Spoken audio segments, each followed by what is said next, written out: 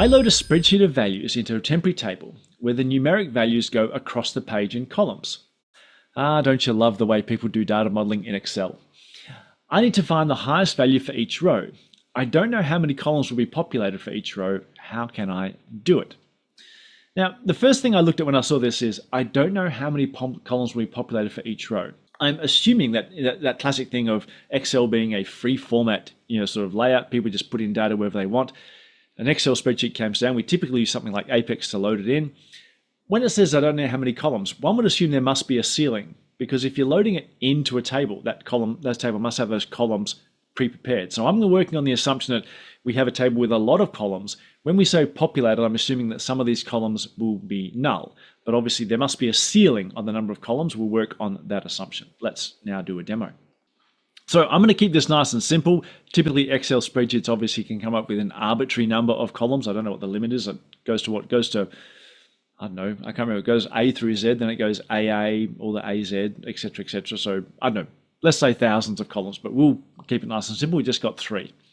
We've got column 1, 2, and 3. I'll put a row in there for Connor, a row in there for Sue, okay, and a row in there for Pete. So the requirement here is when I look across each row, what is the highest value out of each of these 3 columns?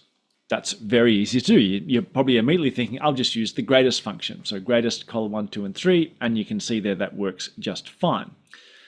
Now you need to be careful when it comes to greatest. Let's now insert a 4th row with 12, 13, and null. This is an example of not all the columns being populated. This is just a blank field in the Excel cell that came in. What happens when you run greatest on any attribute where one of the elements in the greatest call is a null?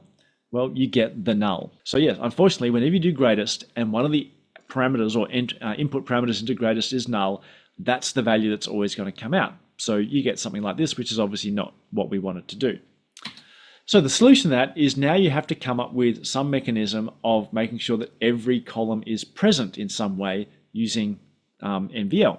Now, MVL, that's an easy solution, but the moment you have that, we hit that typical problem with MVL, which is what do you choose for this value here? Now, I'm assuming here these are all positive integers, but how do I know that? If I'm loading an Excel spreadsheet, what do? You have this awkward thing. So NVL becomes something you have to come up with.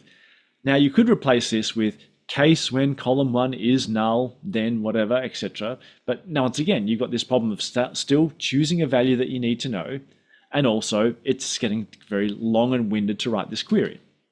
So let's drop the table. Let's now do the same thing with 6 columns to show how annoying this would get.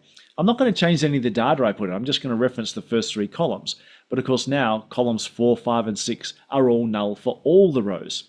So you can see very quickly how this is going to start extending. Now I've got an NVL for every single column. If I got 500 columns, that's an unpleasant SQL to write. So my question was, can we do better? Can we make it easier to actually do this? So let's explore some options here. The first thing we could do is, as we know that if rows come across the page in Excel, which is a typical thing, often they actually really mean they were meant to be rows in a table. So we can unpivot them. If you've never seen the unpivot syntax, effectively unpivot is taking columns and transposing them into rows. So what I'm doing is I'm going to say I'm going to generate for each row in my table, for example, Connor, I'm going to take each column 1, and it's going to create a row with a value of 1 in this column called C, or in that column called col. Column 2 will have a new row with a value of 2. Column 3 will have a new row with a value of 3, etc., etc. So we can see now, because there were 3 columns populated for the entry of Connor, we get 3 rows. 3 rows for Sue, 3 rows for Pete, and only 2 rows for Mike. But we can see now what we've done is we've taken these columns and turned them into row values. And of course, once they're row values, we can do a simple group by. Now, one of the nice things with pivot is if this is like getting annoying, you think, I don't want to be typing all this kind of stuff, is if you just list the column names, then what happens is you just get the column name as the actual attribute value inside the column here. So that's just a nice shorthand now. Maybe you still think this is worse than the NVLs, but at least now I just list the columns ad infinitum. None of this changes. I just simply add more and more columns to this unpivot clause. Once I've unpivoted them, then it's just a typical group by. I simply grab the name, grab the max high val, and I group by the name, and I get the same result. And I no longer have these null hassles. This is probably your first option I would look at doing. You can simply unpivot them, and this is the only element of that SQL you need to change over time, and you just simply add the columns as you go. Here's another option. This is probably the shortest I could think of. I was trying to dream out ways of making this nice and compact. This is a little bit of trickery. Sys ODCI number list is a pre-delivered V-array, a V-array of numbers in the Oracle database. It's an object type. So what we can do is we can construct, using all these columns, we can turn this into effectively an array of numbers.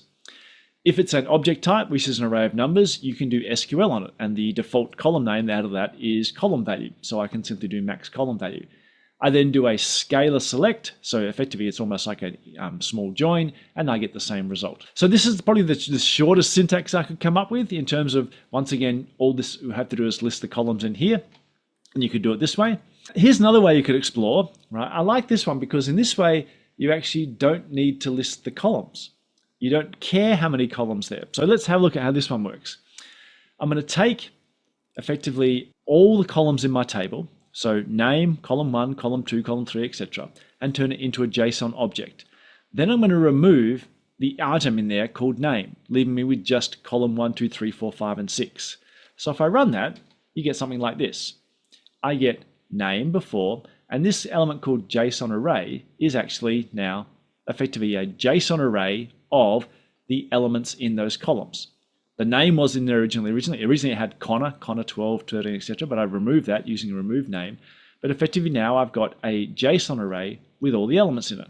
I can actually use something, this is in 21 onwards, I'm not sure this will work in 19C, but from in 21 and 23, I can also say, I don't want the elements that are null in there. So now I get the same result, but now I've just got the 3 numbers, or the virtual number of columns that are in there. So now I've got the name column and a JSON array of all the numbers of interest. Notice I've never referenced the column 1, 2, 3, 4, 5 here. I've let the JSON transformation do it for me. Having done that, I can now, because I've now got a column with a string of a name and a JSON array, I now need to pivot that JSON array into a list of numbers that I can sum up. So I can do a lateral, which basically lets me do a join while referencing elements from the other table in the join. I use JSON table, and I'm simply going to basically go get all the elements from that JSON array and do a max from all of them. And at the end of it, I get my same result back. There's a little bit of trickery. I'd imagine computationally that's expensive to do because we're converting data into JSON, then we're doing a bit of processing with it, then converting it to rows, and then doing a max. But the nice thing with that is there's no limit and there's no reference to the column. So if you have some table with 1,000 columns and you don't want to type in 1,000 column names, this little JSON trick might be something you might find useful to use. I just thought I'd throw it in because it just shows that there are so many uses for some of the JSON functions inside our Oracle database that won't necessarily be about dealing purely with JSON.